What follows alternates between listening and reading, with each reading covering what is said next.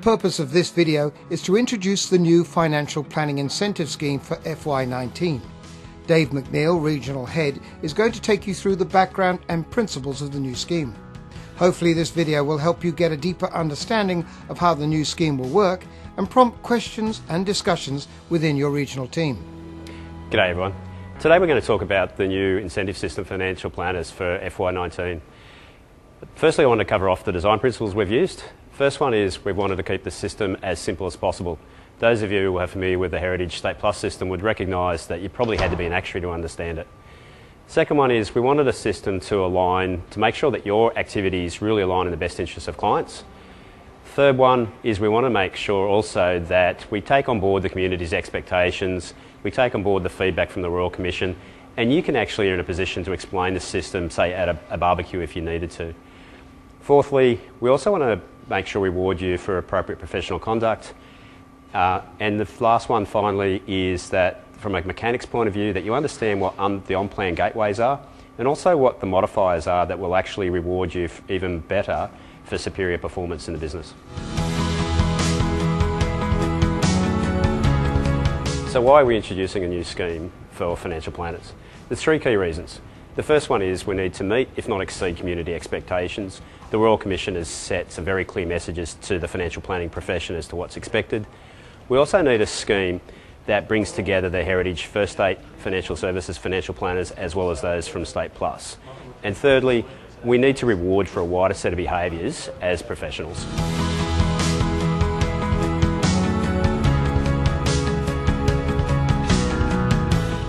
Alrighty, so now we're going to cover off the really key elements of how the new scheme works.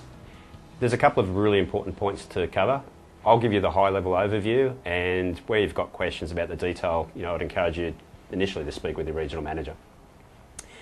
So, we've got 5 key elements of the new system. The first one is service delivery. The Heritage State Plus planners are going to be very familiar with service delivery. This is something that is a not negotiable measure. It's a critical gateway for participation in the scheme, and it's a critical gateway for our business. So we'll have to meet the new service delivery expectations, and those rules have been previously sent out through Duncan.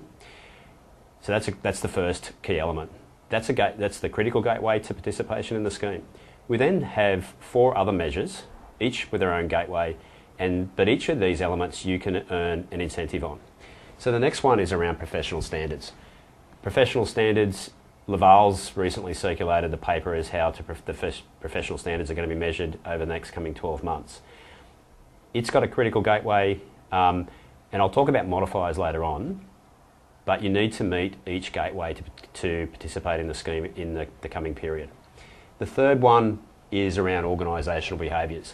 Most of you have recently participated in advice belief workshops with your regional teams and your regional manager.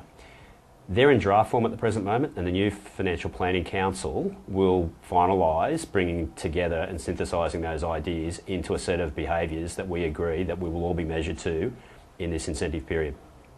They will have a gateway as well as definitions of exceeds and exceptional performance. Now, going to stakeholder satisfaction, the Heritage State Plus plans will continue to be measured on the TRIM system, and again, we'll define what meets on-plan performance, exceeds and exceptional. For the Heritage State Plus planners, we will have a conversion factor using your old measurement system to convert to a roughly equivalent number for the TRIM system so that you will also be fairly measured going forward. Now, the last one is advice revenue. Now, advice revenue is a little bit different to the others in that its gateway is different so that the gateway is on-plan performance, so that's a meets expectations or a 3 in the Strive system. The modifier kicks in at a slightly higher level. Now, we've set it lower, the gateway lower, so that different people with different backgrounds can participate, but you won't get a reward until you meet the actual modifier level. Now, one thing that's really critical to highlight, well actually there's 2 things to highlight. First one is that you need to pass each and every gateway to participate in the scheme. If you fail one gateway, then unfortunately you won't be rewarded an incentive in the period. The other thing that's really important is a 3 or meets expectations is on-plan performance. We expect most people to be in that pool. But for those people who deliver superior performance and as it exceeds, the reward for that element would go up to 150% of the base incentive. And for those who can actually stretch to an exceptional performance or a 5, that factor goes out to 400%. So we really are increasing the amount for exceptional performance. The other thing that's just in closing to highlight is that the incentive pool is based on the same per head amount as we've had in previous years. So even though we're going to have a greater number of planners in the scheme, the amount available will be the same on a per head basis as we've had in previous years.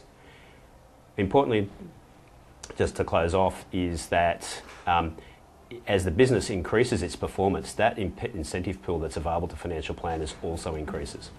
Conversely, if we don't go so well, the pool shrinks. So we'll now move on to the next point. Alrighty, come on in. Now we're going to go through the next stage of the scheme and more really about how it works. This is fundamentally different for everybody in terms of how the system works for whatever you've come from. So a couple of core concepts.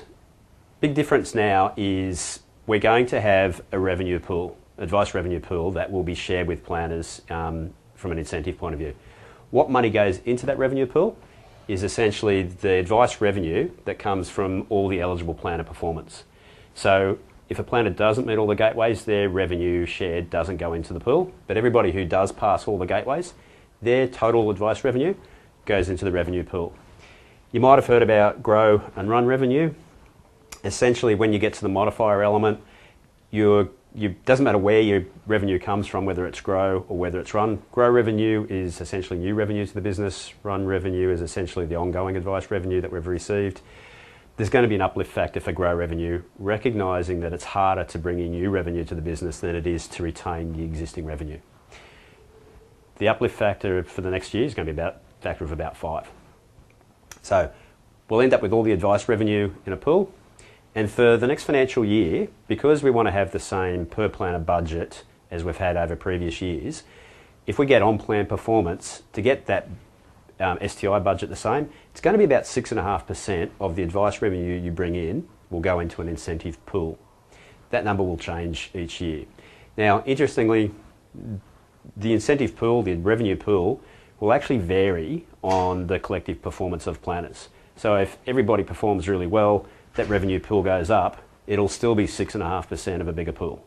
As I said before, unfortunately, if the revenue we don't perform as well, the pool shrinks, it's 6.5% of a smaller pool.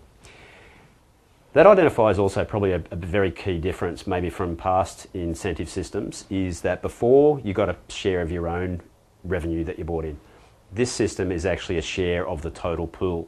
So what it means, particularly for the Heritage State Plus planners, is that you won't be having a calculator available to be able to estimate what your earnings are over the coming period, because you're going to be getting a share of the collective performance of the business. We've done that deliberately, and it's really to help reduce the conflicts of interest in the system. Now, in terms of one thing I didn't touch on when I spoke about each of the key elements before, there's 5 gateways, but 4 of them you potentially earn an incentive on. So professional standards, the stakeholder satisfaction or the client engagement measure, the advice behaviours and advice revenue are all equally weighted. They're all 25% each. That's a big difference, particularly for the Heritage State Plus planners. It's very much a balanced scorecard, again, about aligning the interests of the planners, the clients and the community all together. And it's also making sure that we've actually got true alignment, literally from Graham all the way through the general management and all the financial planning managers to the financial planners. We're all being measured on the same concepts. Now, there's a lot of, you're probably asking a whole lot of what-if questions. There's going to be questions that you want to answer or raise one-on-one with your regional manager. He's the first, or she's the first person to go to about your individual concerns.